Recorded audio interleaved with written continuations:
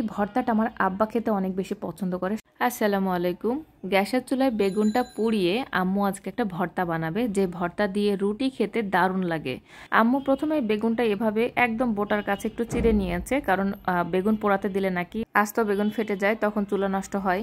তো যাই হোক, আম্মু এভাবে একটু চিড়ে দিয়ে পুরা বেগুনের গায়ে একটু তেল মাখিয়ে নিয়েছে। তো এই যে দেখতে পাচ্ছেন, আমি ডিম পোচ করেছি, তারপরে হচ্ছে রুটি বানিয়েছি, আর একটু তরকারি ছিল, সবজি তরকারি ছিল রাতের, তো এই দিয়ে আমাদের নাস্তাটা হয়ে যেত। যাই হোক, আমি পাশের চুলায় শুকনো মরিচ মানে সামান্য একটু তেল দিয়ে ভেজে নিচ্ছি, আর আম্মু নিচে বসে বসে পেঁয়াজ কাটছে। আর হ্যাঁ, সামনের অবস্থা দেখে ভয় পাবেন না। আজকে সকালবেলায় ঘুম থেকে উঠে আম্মু কোনা টোনা সব কিছু যা মানে যেখানে যা আছে সব বের করে এরকম অবস্থা করে দিয়েছে, মানে সব কিছু পরিষ্কার করার উদ্দেশ্যে, মানে এগুলো সব বের করে দিয়েছে। যেখানে যা আছে আমার কাজের মেয়েটা এসে সবগুলো ক্লিন করবে, এই আর কি। তো আমার মনে হয় সব মায়েরাই এরকম, মেয়ের বাসায় গেলে কোথায় ময়লা আছে বা কোন কোনা অপরিষ্কার সব কিছু বের করে মানে ঝকঝকে তকতকে করতে পছন্দ করে।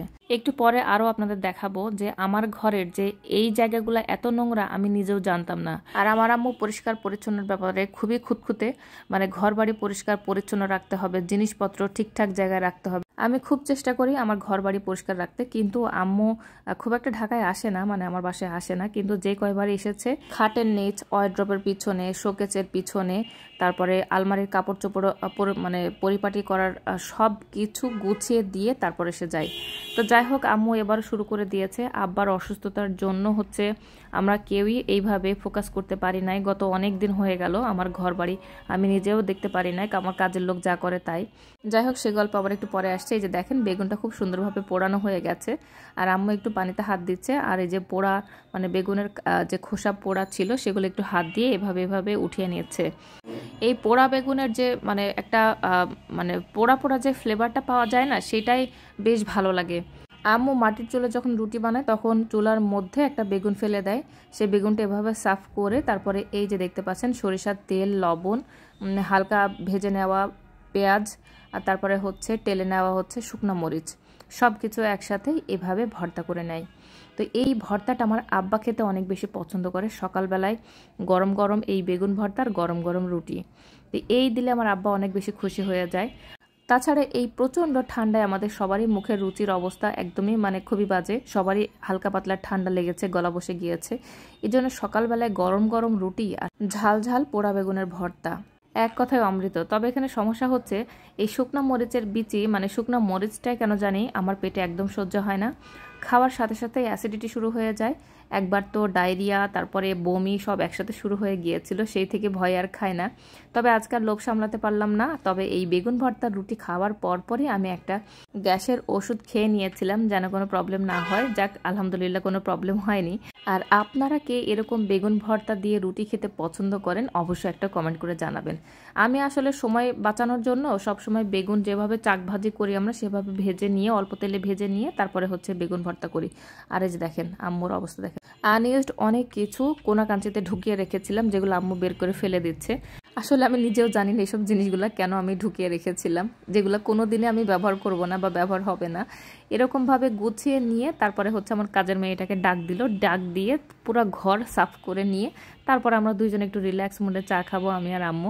তো এই জন্য একটু দুধ চা বানিয়ে নিচ্ছি। আমি বুঝি না, আমি এত পরিষ্কার পরিচ্ছন্ন থাকার পরেও আমার আম্মু এসে বলে তোর ঘর বাড়ি এত নোংরা, তুই এত নোংরা কিভাবে থাকিস, কিভাবে চলিস।